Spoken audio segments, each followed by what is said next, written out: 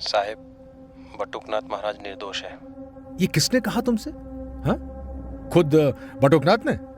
वो कैसे कुछ कह सकते हैं? मतलब जो इंसान मर चुका है वो कैसे अपराध कर सकता है साहिब? क्या बटुकनाथ मर गया? कब? कैसे? कुछ समझ नहीं आ रहा, बहुत अजीब है सब। आप जितने जल्दी हो सके यहाँ आ जाइए साहब। ठीक है साठे, मैं अभी आता हूँ। लेकिन तुम्हारे अलावा वहां और कौन है? पाटिल है, यहाँ बटुकनाथ के चेले, और राहुल भी है। साला ये राहुल ही सबकी जड़ है। मुझे आने में करीब 40 मिनट लगेंगे। तब तक उस राहुल को पकड़ के रखना, कहीं जाने मत देना। हो साहब। उस समय मैंने जल्दी से मेडिकल स्टोर से दवाई ली, घर लौटकर उसे अम्मा को दिया और अपनी मोटरसाइकिल लेकर बटुकनाथ के आश्रम की तरफ निकल पड़ा।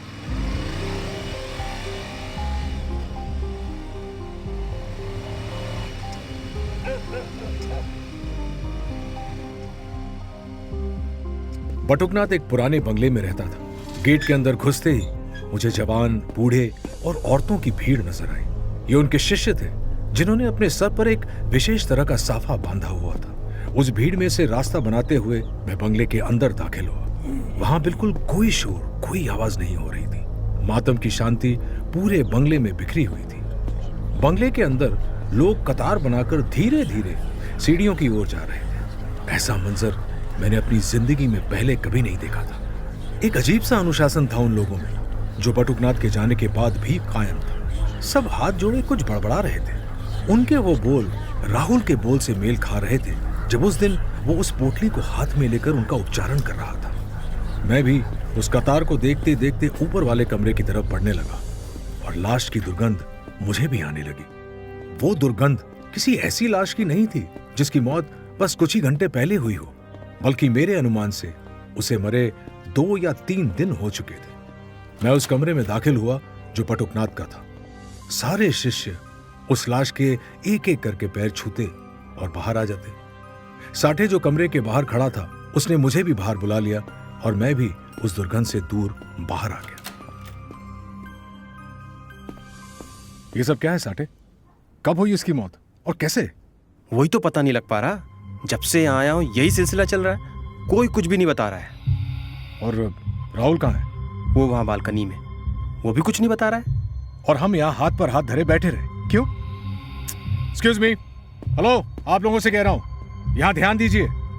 हम आपके ही बटुकनाथ जी की लाश की शिनाख्त करने आए हैं, इसीलिए प्लीज आप लोग बाहर जाएं।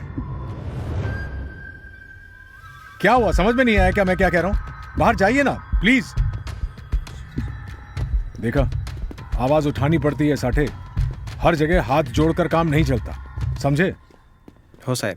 किसी ने कुछ नहीं बताया ना कि ये हुआ कैसे? नहीं साहब, जब मैं आया तब से बटुकनाथ महाराज की लाश इस बिस्तर पर रखी हुई है और ऊपर से सफेद कंबल भी ओढ़ रखा था उन पर। सर वो देखिए, उनकी दाहिने कलाई पर सफेद कपड़ा लपेटा हुआ है। किसने लपेटा ये कपड़ा उन पर? हमने बांधा है वो कपड़ा उन पर। राहुल, तो फिर दर्शन हो ही गए तुम्हारे। क्या बात है भाई, जब भी मिलते हो कोई बुरी खबर ही होती है तुम्हारे आसपास। कब हुआ ये सब? परसों ही हुआ। परसों? लेकिन परसों ही तो ये पुलिस स्टेशन आए थे। और कैसे मौत हुई इनकी? हमें नहीं मालूम, उनका कमरा पिछले 2 दिन से बंद था। हमें लगा वो ध्यान साधना में होंगे। अक्सर वो इस तरह की ध्यान साधना लगातार 3-4 दिन तक करते हैं। पर आज जब हमें दुर्गंध आना शुरू हुई तो हमने दरवाज़ा तोड़ा और अंदर आए। अंदर आए तो देखा कि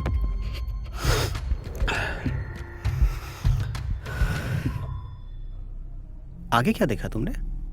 हमने देखा कि महाराज यहीं बिस्तर के पास पड़े हुए थे और उनके हाथ की नस कटी हुई थी और उनकी आंखें क्या हुआ तो उनकी आंखों को? वो बहुत बड़ी सी थी, जैसे उन्होंने कोई बहुत खौफनाक चीज देख ली हो। और किस तरफ देख रही थी उनकी आंखें? वो उस खिड़की की ओर। इस खिड़की की ओर? यहां तो एक पीपल का पेड़ दिख रहा है। पीपल का पेड़? यानी जरूर बटुकनाथ ने कोई भूत देख लिया होगा साहब। फिर भूत? राहुल, कभी कभी तो नई कहानी बनाया करो। खैर, इसके सिवा तुमने इस कमरे में किसी को देखा? नहीं, यहां तो कोई नहीं था। हाँ, होगा भी कैसे? अगर खून 2 दिन पहले हुआ है तो वो कातिल कब का भाग चुका होगा, और वो भी इसी खिड़की से जहां से कूदकर कोई भी आसानी से भाग सकता है। अच्छा, एक बात बताओ राहुल, उनकी कलाई ये जो कटी हुई है वो कैसे कटी? तुमने कोई मर्डर वेपन देखा है? वो उनके दूसरे हाथ में ही था। अभी लाता हूँ। फिर राहुल ने अलमारी से एक रुमाल में लिपटी चीज निकाली और मेरे हाथ में थमाई। उस रुमाल को खोलते समय मेरे हाथ कांप रहे थे। मुझे लगा था कि जैसे उसमें जो चीज थी उसे मैं पहले भी देख चुका हूं। और रुमाल खोल के जब मैंने वो हथियार देखा तो वो उसी चूड़ी का टुकड़ा था जो बटुकनाथ ने हरिलाल की जमीन में गाड़ा था। राहुल, एक बात बताओ। जी। तुम यहाँ बटुकनाथ के पास कब से काम कर रहे हो? मुझे 1 साल हुआ इनके यहाँ। अच्छा, और तुम रहने वाले कहाँ के हो? यानी माँ बाप क्या करते हैं तुम्हारे? माँ बाप को तो कभी देखा ही नहीं मैंने, अनाथ हूँ। ओह सॉरी, सुनकर बहुत बुरा लगा। एक काम करो, हमारे साथ पुलिस स्टेशन चलो, तुमसे जरूरी बात करनी है। मुझसे कैसी बात? जो मुझे पता था मैंने आपको बता दिया। अरे सारी बातें यहाँ थोड़ी होंगी राहुल, चलो जरा आराम से बैठ के बात करते हैं। साठे, इन्हें जरा पुलिस स्टेशन ले चलो। और पाटिल, तुम यहीं बॉडी के पास रुको, ओके? मेरे कहने पर साठे राहुल को लेकर आगे बढ़ा और मैं कुछ देर वहीं उस डेड बॉडी को देखने लगा। करीब 10 मिनट बाद साठे वापस मेरे पास आया और साहब, वो राहुल गायब हो गया। क्या? कैसे? हाँ, मैं उसको नीचे ले जा रहा था, मेरा हाथ छूट गया और पता नहीं भीड़ में वो कहाँ चला गया। इतने लोग थे, मैंने ढूंढने की कोशिश की लेकिन वो नहीं मिला। साठे, दाद देनी पड़ेगी तुम्हारी। एक छोटा सा काम भी तुमसे नहीं हो पाया। अब लिख के रख लो, चाहे उसे जितना भी ढूंढने की कोशिश करो वो नहीं मिलेगा। सॉरी साहब, लेकिन क्या हुआ? आपने उसको पुलिस स्टेशन ले जाने के लिए क्यों कहा? इसीलिए क्योंकि जब मैं यहां आ रहा था मेरे साथ एक छोटी सी घटना घटी। बटुकनाथ का गुरुकुल समस्तीपुर से करीब 15 किलोमीटर दूर था और रास्ते में मेरी नजर जब पेट्रोल इंडिकेटर पर पड़ी तो देखा कि पेट्रोल करीबन खत्म होने को था। जंगल से होते हुए सुनसान रास्ते पर मुझे एक पुराना पेट्रोल पंप दिखाई दिया। मैंने फौरन वहां गाड़ी रोकी, लेकिन वहां कोई था ही नहीं। मैंने गाड़ी का हॉर्न 2-4 बार बजाया, तब जाकर पास की कुटिया की बत्ती जली। उस कुटिया की खिड़की खुली और किसी ने अंदर से टॉर्च की रोशनी मेरे चेहरे पर मारी। वो इंसान बस शायद यही देखने की कोशिश कर रहा था कि बाहर कोई गुंडे या शराबी तो नहीं है, लेकिन मेरी खाकी वर्दी देखकर वो आश्वस्त हो गया। कुछ ही पलों में कुटिया का दरवाजा खुला और कंबल ओढ़े एक तकरीबन 50 साल उम्र की औरत बाहर आई। उसके हाथों में अभी भी वो टॉर्च था और उसकी रोशनी सीधे मेरी आंखों में चुभ रही थी। जी साहब जी। पेट्रोल भराना था। पेट्रोल है? पेट्रोल तो खत्म हो गया साहब जी, कल सुबह टैंकर आएगा। सुबह आएंगे? रिजर्व में नहीं रखते क्या तुम लोग पेट्रोल? रखा था साहब जी, अभी आपके यहाँ से ही कोई आया था, टैंक फुल करवा के चला गया। हाँ, जरूर साठे होगा। यहाँ कोई और पेट्रोल पंप नहीं है क्या? दूसरा पेट्रोल पंप तो सीधा शहर के कुछ 20 किलोमीटर आगे। ओफो, अजीब मुसीबत है। कोई रिक्शा या बस रुकती है यहाँ पर? रिक्शा इतनी रात गए कहाँ से आएगी जंगल में? स्टेट ट्रांसपोर्ट की बस रुकती है, लेकिन हाईवे पे। आपको कहाँ जाना है साहब जी? वो बटुकनाथ महाराज के गुरुकुल में जाना है। अच्छा, हमारा बेटा भी वही काम करता है। अच्छा क्या नाम है उसका? राहुल। राहुल? वही जिसकी भूरी आंखें हैं और वो मिलिट्री कट वाले छोटे छोटे बाल हैं? जी हाँ, वही। क्यों, आप जानते हैं उसे? हाँ हाँ, मतलब मिला हूँ एक बार। वैसे करता क्या है आपका बेटा राहुल? वो क्या करता है ये तो उसने कभी नहीं बताया, लेकिन पैसे वक्त पर भिजवाता रहता है। कमाल है, पैसे भिजवाता है लेकिन क्या करता है ये आपको नहीं पता। खैर, उस बटुकनाथ के पास कब से है वो? वहाँ तो अभी भी जाना शुरू किया है उसने, इस इतवार से। इतवार यानी वही दिन जिस दिन हरिलाल मेरे पास कंप्लेंट लेकर आया था। मुझे तो पहले ये लग रहा था कि राहुल बटुकनाथ के साथ काफी समय से है, लेकिन उसकी मां द्वारा किए गए इस खुलासे से मैं समझ गया कि राहुल का जरूर ज्योति के केस से संबंध है। जैसे ही हमने वो कंकाल बरामद किया, वैसे ही राहुल ने अपनी अगली चाल सोची होगी। राहुल पर मेरा शक अब और भी मजबूत हो गया था। तभी राहुल की मां की नजर मेरी मोटरसाइकिल पर लगे पेट्रोल के इंडिकेटर पर गई और उन्होंने कहा, अरे साहब जी, आपकी गाड़ी में तो पेट्रोल है, आसानी से 20-30 किलोमीटर भाग सकती है। क्या? ये कैसे हो सकता है? ये इंडिकेटर तो कुछ देर पहले टैंक लगभग एम्प्टी दिखा रहा था। मोटरसाइकिल पुरानी है ना आपकी, कभी कभी गलत दिखा देता है। उस इंडिकेटर का पेट्रोल की गलत मात्रा दिखाना कुछ अजीब जरूर था, लेकिन उसी वजह से अनजाने में ही सही मुझे राहुल का सच पता चला। मतलब राहुल ने झूठ बोला कि वो अनाथ है ताकि हम उसके घर वालों तक पहुंच के उसकी छानबीन न कर सके। और क्योंकि उसने गुरुकुल में उसी दिन से आना शुरू किया जब हरीलाल को ज्योति दिखी, इसका मतलब उस ज्योति का और राहुल का जरूर कोई संबंध है। हाँ साठे, लग तो यही रहा है। एक काम करो, उसकी माँ का फोन टैप करो, क्योंकि वो घर जरूर जाएगा। इस बटुकनाथ का खून भी उसी ने किया होगा और हमें इस केस से भटकाने के लिए उस पीपल के पेड़ की कहानी गढ़ रहा है। लेकिन राहुल बटुकनाथ को क्यों मारना चाहेगा? एक ही वजह हो सकती है कि बटुकनाथ को राहुल के सच के बारे में पता चल गया हो, इसीलिए उसका मुंह बंद करने के लिए उसने बटुकनाथ को मार दिया। लेकिन वो क्या सच है ये राहुल ही बता पाएगा। पर साहेब, अगर राहुल सच बोल रहा हो तो कि उसने सच में बटुकनाथ को उस हालत में कमरे में पाया और बटुकनाथ को सच में पीपल के पेड़ पर कुछ खौफनाक नजर आया। साठे के मन में अभी भी उस भूत वाली बात ने घर किया था, पर मैं जानता था कि सब मनगढ़ंत कहानियां हैं जो हमें गुमराह करने के लिए रची जा रही हैं। लेकिन दूसरे दिन मुझे हरिलाल के जमीन से जुड़ी ऐसी बात पता चली जिसने फिर से उस भूत की कहानी को हवा दे दी। उस दिन शुक्रवार था और डॉक्टर प्रेरणा अभी भी बेहोश थी, लेकिन एक चीज की पुष्टि डॉक्टर ने कर दी थी कि प्रेरणा के संग कोई यौन शोषण नहीं हुआ था, उस पर सिर्फ हमला किया गया था। उस समय पुलिस स्टेशन के सामने एक टेम्पो आकर रुका जो मदन सिंह का था। उस दिन मदन खुद पुलिस स्टेशन का राशन लेकर आया था। उसने सामान अंदर के कमरे में रख दिया और मेरी टेबल को घूर के देखने लगा। जब मैंने उसकी तरफ देखा तो उसने मुझे एक मुस्कान देकर मेरा हालचाल पूछा। उसके बर्ताव से यही लग रहा था कि वो मुझसे दोस्ती बढ़ाना चाहता है, लेकिन वो थोड़ा परेशान भी लग रहा था। ऐसा लग रहा था कि कोई बात है जो वो मुझे बताना चाहता हो। उस समय साठे किसी से फोन पर बात कर रहा था।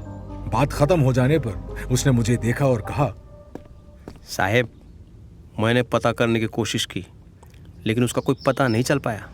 हरीलाल से भी पूछा था सुबह, लेकिन उसके पास भी उर्मिला का पता नहीं है। एक लैंडलाइन नंबर है लेकिन वो कोई उठा नहीं रहा है। किसका पता ढूंढ रहे हैं साठे जी? हमसे पूछिए, शायद हमें पता हो। कहीं उस उर्मिला का पता तो नहीं पूछ रहे हैं आप? तुम्हें कैसे पता मदन कि हमें उर्मिला की तलाश है? अरे जब से हम यहाँ आए हैं 3 बार तो नाम ले चुके हैं आप उर्मिला का फोन पे। हाँ तो मदन बताओ, अगर तुम्हें कुछ पता हो तो। अरे साहब, हम शहर जाते रहते हैं तो मुलाकात हो जाती है। उर्मिला जी अभी पिछले हफ्ते ही तीर्थ यात्रा पर गई हैं, इसलिए नंबर नहीं लग रहा होगा उनका। तुम जानते हो अच्छे से उर्मिला को? कैसी औरत है?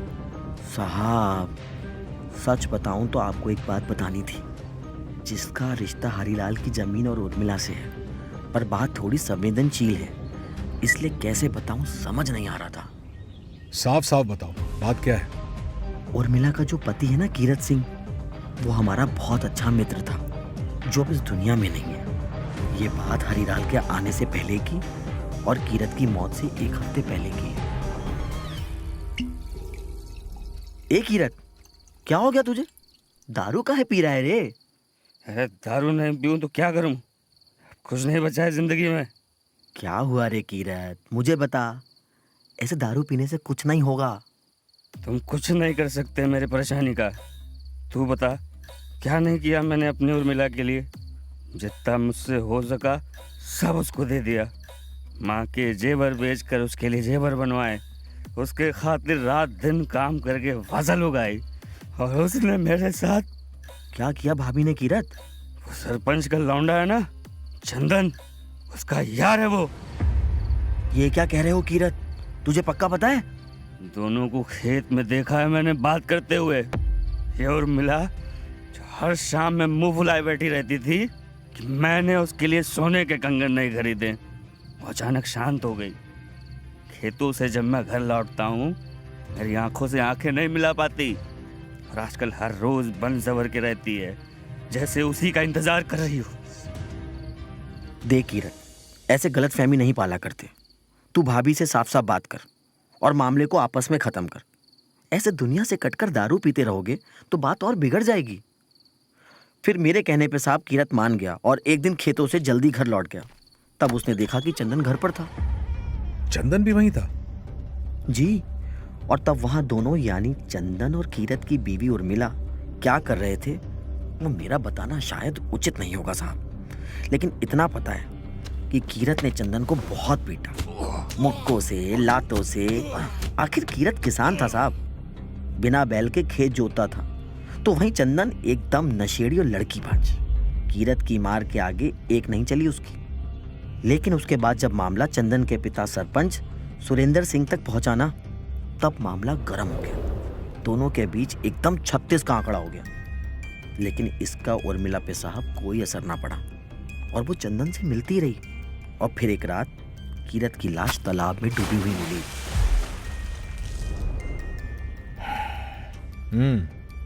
मतलब तुम कहना चाहते हो कि कीरत की मौत एक हादसा नहीं था, शायद उसका भी खून हुआ है? मुझे जो पता था साहब मैंने आपको बता दिया। और एक बात साहब, जिन लोगों ने आपके भाई मोहन जी को मारा है ना, उसमें से एक चंदन भी था। तब मदन से कीरत की सच्चाई जानकर पता चला कि ज्योति और विनोद के केस में एक और अहम पहलू है, चंदन। लेकिन चंदन पे हाथ डालना इतना आसान नहीं था। मेरी सोच से कहीं बड़ा था ये चंदन। उस समय मेरे सर पर कुकर्म करने का आरोप था और इसीलिए मेरे हाथ भी कुछ हद तक बंधे हुए थे। और अगर उर्मिला भी कीरत की मौत में शामिल थी तो उसका भी यहां लौट आना ना के बराबर था। मुझे अपने सामने सारे दरवाजे बंद होते हुए महसूस होने लगे। ज्योति से जुड़ी सारी पहेलियां दिन ब दिन उलझती ही जा रही थी और ऐसे में कोई चमत्कार ही मुझे इस केस में आगे का रास्ता दिखा सकता था। और कुछ ही दिनों बाद मेरे साथ एक ऐसी ही घटना घटी जो अविश्वसनीय, असाधारण और अद्भुत थी।